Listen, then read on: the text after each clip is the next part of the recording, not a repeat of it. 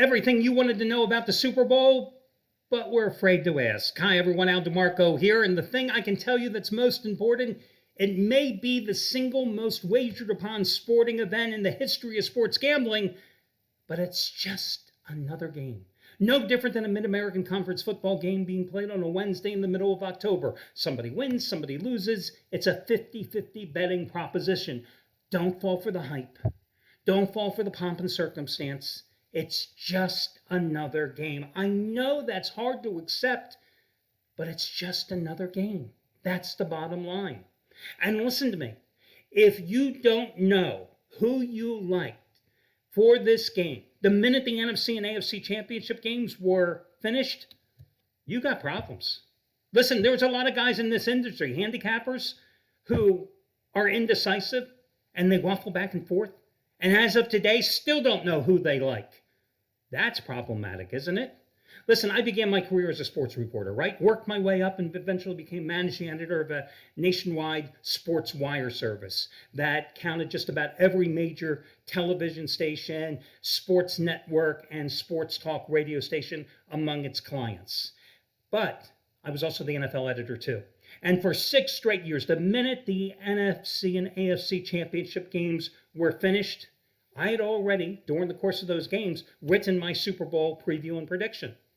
And the minute those games were done, boom, I hit the send button and out went my Super Bowl preview.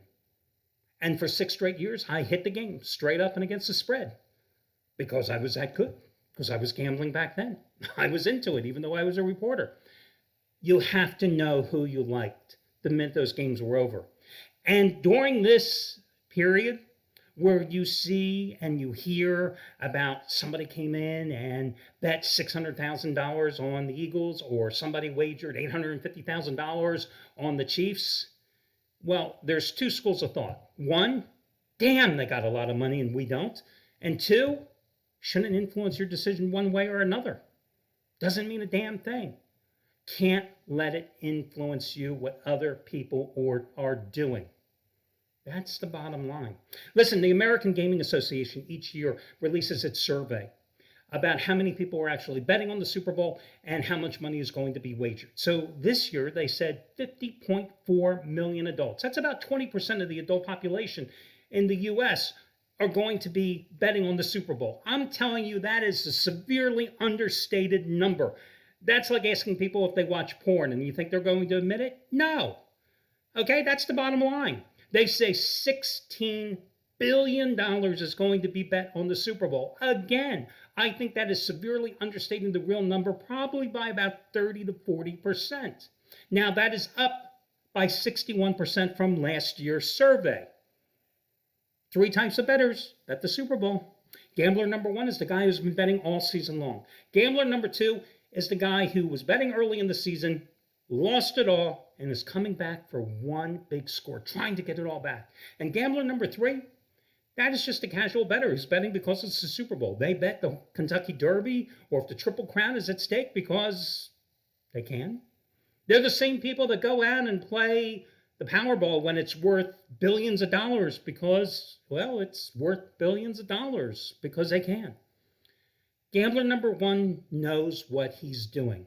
Gambler number 3, they usually don't place that big of a wager, so it really doesn't matter. Gambler number 2, though, they're the ones that usually get themselves in that deep financial abyss from which there is no escape. And that, my friends, is problematic. Because my golden rule of gambling always has been, you never bet more than you can afford to lose. And now you know why I said it's problematic. Now, the extra week. It's all there for the media. It's all to create hype. I think it's the worst thing in the world. You're asking teams that are playing top of their game. Now, they may have had a bye because they won their division, but then they're playing the divisional round, then they're playing the conference championships, and then you're saying, hey, stop, take a week off, and then crank it back up again. Yeah, nah. I grant you, they have bye weeks during the regular season. But it really doesn't work quite as well in the postseason. That's why often when you have 2 high-powered offensive teams like you have this year with the Chiefs and the Eagles, you will find those teams be a little sluggish offensively in the first half of the Super Bowl, which will lead you to my free pick coming up. Ding, ding, ding, ring the bell. And by the way, if you haven't subscribed to the channel, do so right down there in the corner. Hit the subscribe now button. You like how I did that little segue before I got to the free pick? Sucking you in and then telling you to subscribe? Yeah, I thought you'd like that. Right down there. Right down there. Anyway, listen. I think that's why the under in the first half is a pretty damn good selection at 24 points. Now, you'd normally say, my God, the Eagles can score a lot of points, the Chiefs can score a lot of points, but I think both of these teams are going to come out and try to establish the run. And I think you've got a young Eagles team that is going to be a little tight. I think that also works in your favor at playing the under. And again, I think that having that extra week off definitely will hurt both offenses. So that's why I lean toward the under in the first half for your official free play. The other problem with the Super Bowl is that there's absolutely no line value in this game in terms of the side.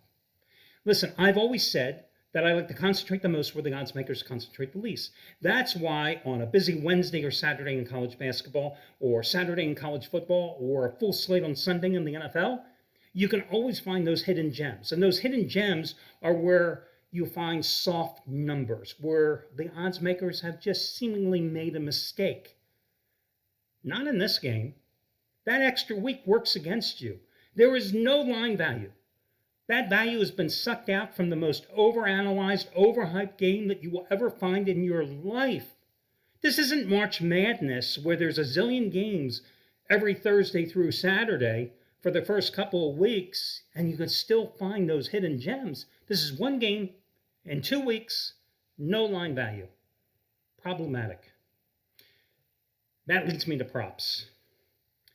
When I was doing a lot of media up till a couple of years ago, I was on foxsports.com with my weekly show with Steve Budin.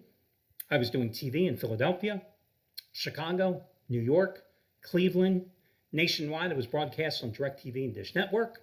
I was doing 40 to 50 radio interviews a week. Super Bowl week, guaranteed, first half of every single interview I did. Did anybody ask me about my Super Bowl pick? No. They wanted to talk about prop plays. Everybody's fascinated by prop plays. Do you know the total handle for the Super Bowl? And by the way, the handle means the total amount wagered on the game. The total handle for the Super Bowl this year will probably be comprised of about 40% of prop wagers. That's crazy. Everybody wants to talk about prop plays. It's sheer lunacy to bet the prop plays. I'm just telling you right now, we will sell prop plays on the site. Every handicapper has already sent me a bunch of prop plays, and we will compile them all and have them as one single purchase rather than you having to buy every single handicapper's plays. I will have them in one single group at a huge discount so you can get all the prop plays that you want, that your little heart desires. But the problem with prop plays is this. Worst thing in the world is to be at halftime of the game and know that you've got the winning side, but because you bet so many prop plays that you're upside down and you're going to lose money or barely break even. Think about that. How many times have I said, the more games you bet, mathematically the odds are stacked against you and the VIG ultimately will kill you. What has happened in sports wagering with the advent of live betting and prop plays is that the sports books have turned sports betting into slot machines. And they've taken advantage of your greed. Your greed. Greed is good. I believe in Gordon Gekko's philosophy. Capitalism is good, greed is good. But not when it comes to sports betting, guys. Because you want more action. We're all action junkies, right? But it's bad in this case. Because live betting, you make more and more bets. Props, you're making more and more bets. They've turned sports betting into a retail environment. And again, it's just made to generate more rings of the cash register. Consequently, you're placing all these prop bets and you have a side. You go 7-4 with those prop bets, you're probably going to lose money. But you're sucked into the lure of these prop wagers that are paying $1.40 plus $1.70 plus $2.10. And you're saying, well, I'm just going to make a small bet here and a small bet here and a small bet there. But suddenly you have 10 of those small bets and you could be upside down. And that is the issue. Just doesn't make sense. Listen, when I was younger, before I learned better, I've always told you that if there were 20 games on a card, I'd figure out a way to bet 22 sides. It's the same thing with prop bets. On a Saturday in college football, I believe in the surrounding pounds theory. I find one game, that's what I hammer. Same thing in the NFL. You don't find me betting 7 sides because, again, I know the math works against me. Prop plays do the same. Just my opinion. It's not going to stop you from betting the prop plays, but I'm just telling you the math works against you. My favorite Super Bowl story is this. I was living in Atlanta back in 1994. Somebody in New York wanted to buy some Super Bowl tickets. The Cowboys were playing the Bills that year. It was going to be a lousy game, and it turned out to be. The Cowboys beat their ass 30-13. So he wanted 12 Super Bowl tickets. So this is pre-internet, not like you could click a button and go find somebody. But I knew a ticket broker, and I had done some business with him in the past. So I went to meet him at the Westin in Atlanta with $29,000 in cash in my pocket. Yeah, it's an intimidating thing walking in the streets of Atlanta with $29,000 in cash in your pocket. So I go up. He had the penthouse suite.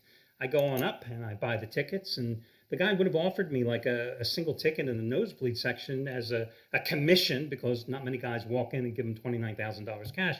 But instead, he says, hey, I've got some Billy Joel tickets. Billy Joel was the featured performer. I got some Billy Joel tickets. I'm going, oh, Billy Joel, huge at that time. And my wife loved him. We'd seen him in New Year's Eve at Madison Square Garden a couple years earlier.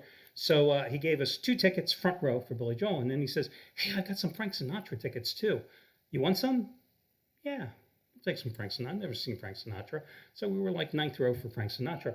The other thing is, over the years, covering Super Bowls and stuff as a reporter and stuff, the memorabilia and junk that I've ended up with.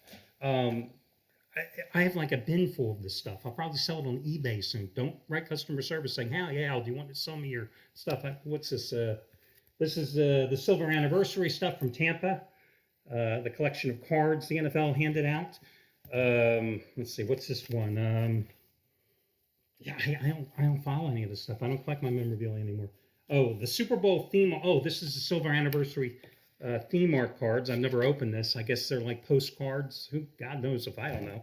Oh, this is my favorite. This is the official 1994 Super Bowl FM radio, limited edition FM radio, full band FM radio, stereo headphones.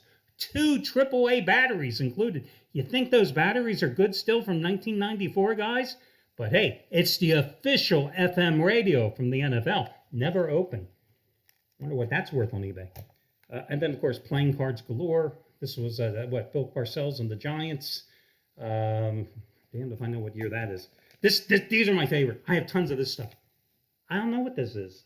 I got it. I can't tell you. They hand this stuff out to you. Damned if I know. Damned if I know. I mean, pins for every game I went to.